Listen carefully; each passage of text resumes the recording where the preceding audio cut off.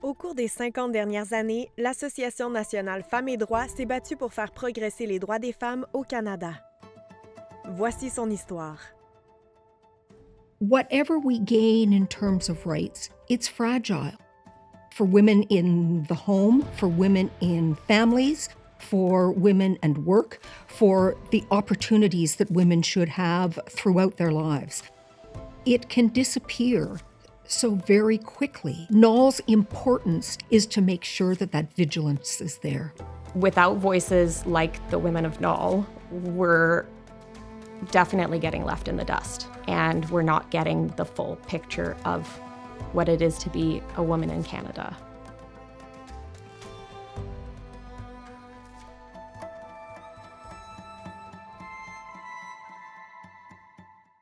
Le 14 mars 1974, un groupe de femmes visionnaires, dirigé par Shirley Greenberg, Lynn Kay et Peggy Mason, s'engage à créer un réseau national axé sur les femmes et le droit. Leur objectif, remédier à l'infériorité du statut juridique des femmes consacré par le système juridique patriarcal. NAL, over the past 50 years, has accomplished a great deal in framing the law, in influencing the law, both in Parliament and in the courts. NAL's mandate is law reform, and women's voices should be heard when you're making a law. Les droits des femmes doivent être protégés dans tous les aspects de la société. C'est vraiment important d'avancer cette perspective féministe intersectionnelle parce que souvent les personnes qui écrivent les projets de loi, les personnes qui votent les projets de loi n'ont pas nécessairement cette expertise. Seeing the impact that the law could have on someone's life is really kind of what drove me rather than any one person.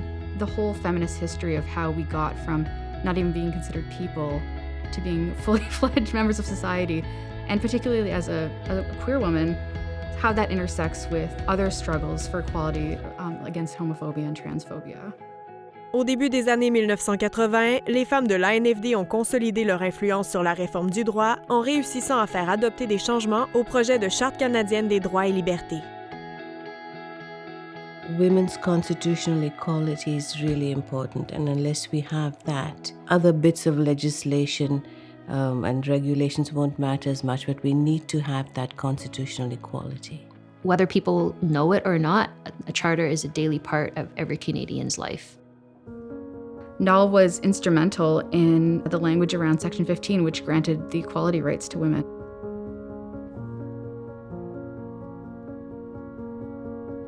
The very first draft of the charter that we saw, it was disappointing to say the least. It was built on the language of the old Bill of Rights. The Bill of Rights really didn't give a lot of substantive rights. And we knew that we wanted something that was much stronger than that, something that gave real equality.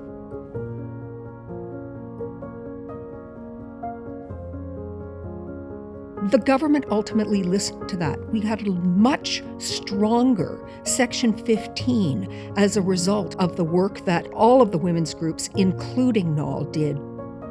L'ANFD a également joué un rôle crucial dans la lutte pour l'inclusion d'une protection robuste de l'égalité des sexes dans la Charte. I was one person of very few in the room when we worked out the final wording of Section 28.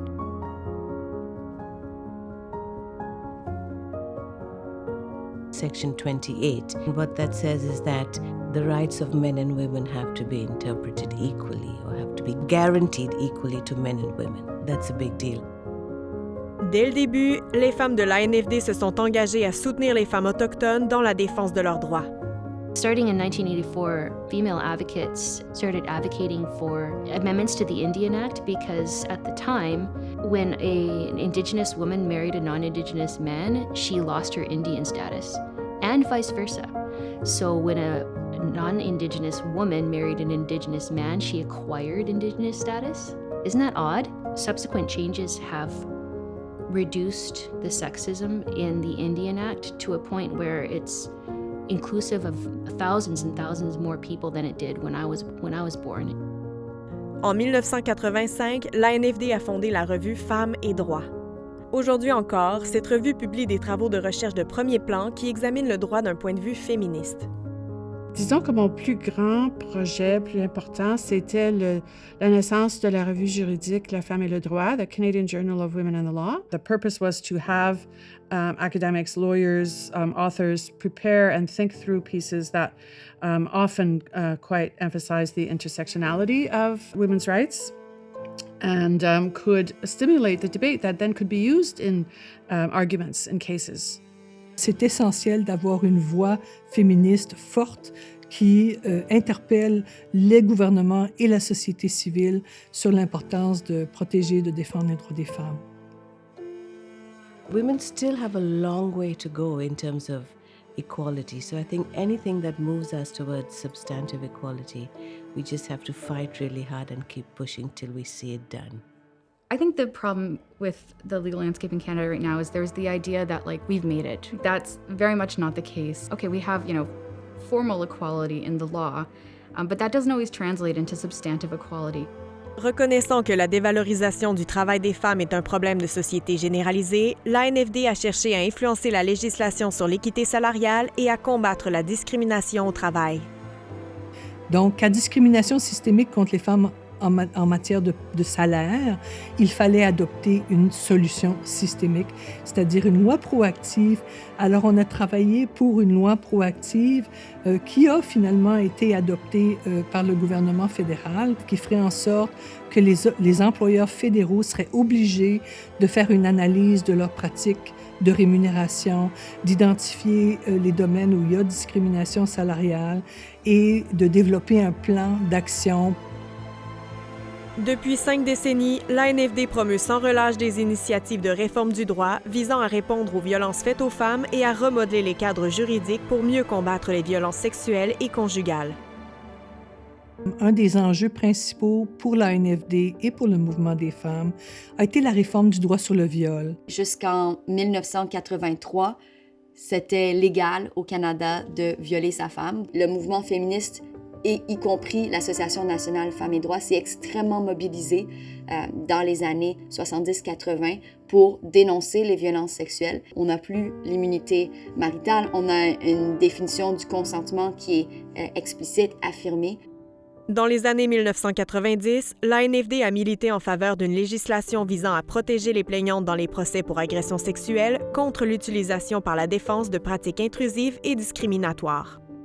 On a fait un gros lobby pour amender le code criminel pour faire en sorte qu'on ne pouvait pas invoquer impunément le passé sexuel d'une victime d'agression, qu'on ne pouvait pas sans raison aller chercher des informations dans les dossiers confidentiels. There's still a lot of work to do in changing attitudes in society and in the justice system, as well as improving how the system works to support people who've experienced sexual violence.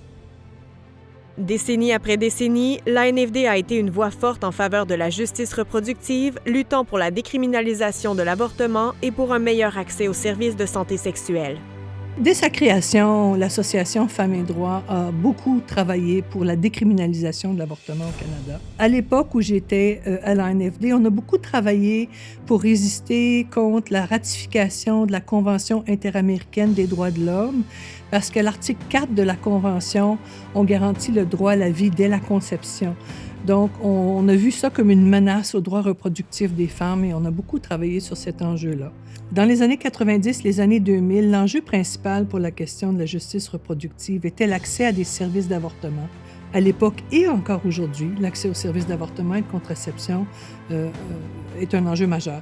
On a tendance parfois à penser que les droits des femmes, c'est linéaire, que la société avance et qu'elle avance naturellement. Les choses n'avancent pas naturellement. La société progresse parce qu'il y a des activistes qui vraiment y mettent l'effort, qui luttent. Reconnaissant que chaque enjeu doit être envisagé d'une perspective intersectionnelle, l'ANFD continue d'adopter une approche inclusive qui aborde les défis uniques auxquels sont confrontées les femmes vivant des oppressions multiples. Les lois au Canada affectent tout le monde, mais pas de la même façon. Et c'est seulement avec une analyse féministe intersectionnelle des lois et des projets de loi qu'on peut s'assurer que les droits de chacune soient respectés, qu'on peut s'assurer que les lois n'accentue pas les discriminations, les violences, les violations des droits des femmes. If you don't have an intersectional lens, you can't really make progressive law reform. People are not similarly situated, and it's that acknowledgement of difference and putting the most marginalized people at the center of your analysis and everything you do that ensures that you get equitable results.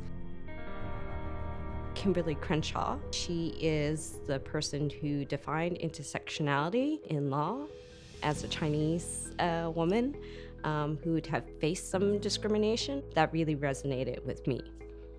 Intersectionality is inescapable in my career because I'm Indigenous. So everything I do, I look at through the Indigenous lens. The climate crisis is something that touches everyone across the world, but differently. Women and gender diverse people, particularly Indigenous, Black, and racialized women, have been at the forefront of the struggle all over the world for decades on end now.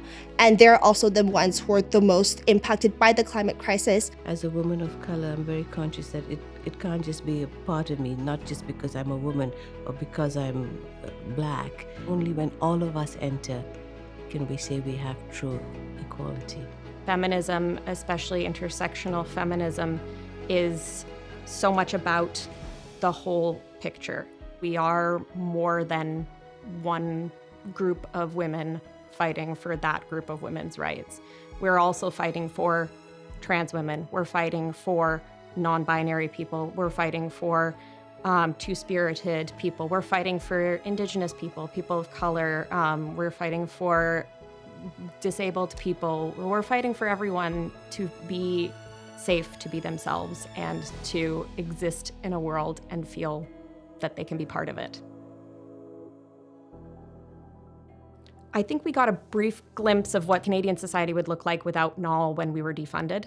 On a dû fermer nos portes, licencier tout le personnel. Heureusement, une équipe vraiment dévouée de militantes a continué à siéger au conseil d'administration, à continuer le travail de l'association Femmes et droits. NAL matters in 2024 and beyond. There is much more to be accomplished. NAL's work into the future is going to continue to have impacts on Canadian women and the women who are coming to Canada as new Canadians every day. I am proud to support the National Association of Women in the Law because it is a crucial aspect of advocacy for equality. I am proud to support the National Association of Women in the Law Because NAL is actively trying to build a feminist utopia. because I'm proud to support women. I am proud to support the National Association of Women and the Law Because I get to work with a great group of women. Because it is there for all women in Canada. Nos législateurs ont besoin d'entendre une voix féministe forte qui défend les droits et l'égalité de toutes les femmes. Les droits des femmes devraient jamais être une arrière-pensée. Right now, I think what makes NAL's work so important is that we are in a moment of tremendous backlash, not just for women's rights, but for the rights of other marginalized communities as well. If we didn't have NAL, Canadian society would be a lot less equitable. It's definitely not perfect, but we have a lot more rights as women because of NAL's tireless advocacy for the last 50 years, and I'm really proud to be part of an association that's done so much positive work